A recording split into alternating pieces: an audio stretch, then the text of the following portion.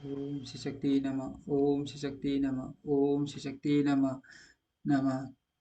पंचम अंश 19वां अध्याय। भगवान का मथुरा प्रवेश।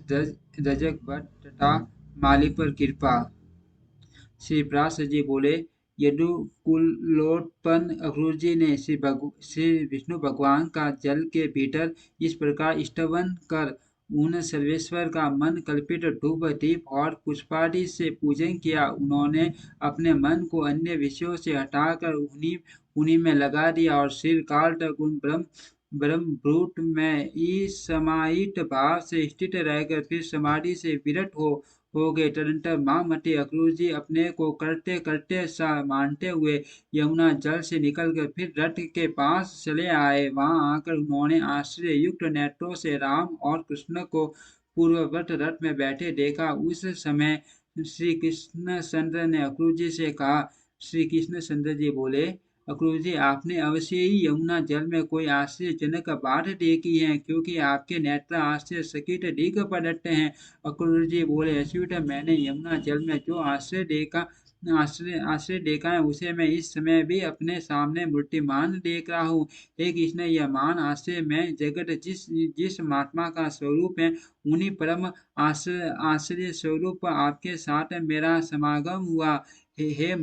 हे मधुसूदन, अब उस आश्चर्य के विषय में और अधिक कहने से लाभ ही क्या है। चलो, हमें शीघ्र ही मथुरा पहुंचना है। मुझे कंस से बहुत भय लगता है। दूसरे को दिए दिए हुए अंश से जीने वाले पुरुषों के जीवन को धिक्कार है। ऐसा कहकर अक्रूर जी ने वायु के समान वेग वाले घोड़ों को हाँका और सारी काल के समय मथुरापुरी में पहुंच गए।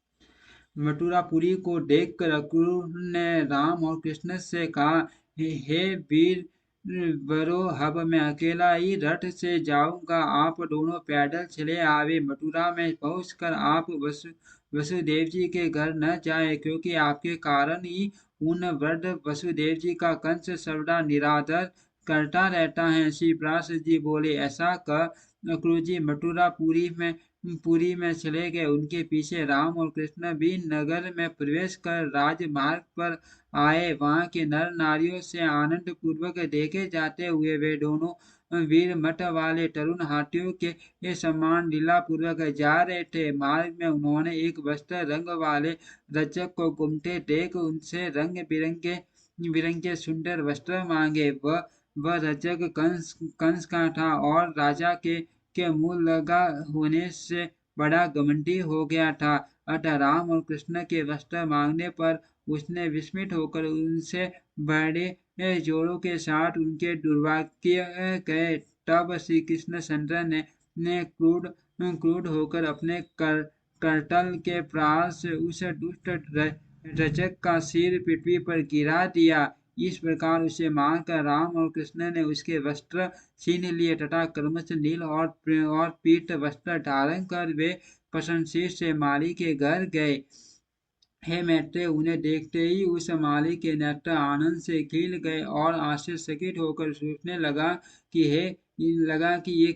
ये किसके पुत्र हैं और कहाँ से आए हैं। पीले और नीले वस्त्र धारण किए उन अति मनोहर बालकों को देखकर उसने समझा, मानो मानो दो दो देवगण ही पृथ्वी तल पर पधारे हैं। जब उन विकसित मुख कमल बालकों ने उसे पुष्प मांगे तो उसने अपने दोनों हाथ पृथ्वी पर टेक कर शीर से भूमि को स्पर्श किया। फिर उस माली ने कहा, हे नाथ, आप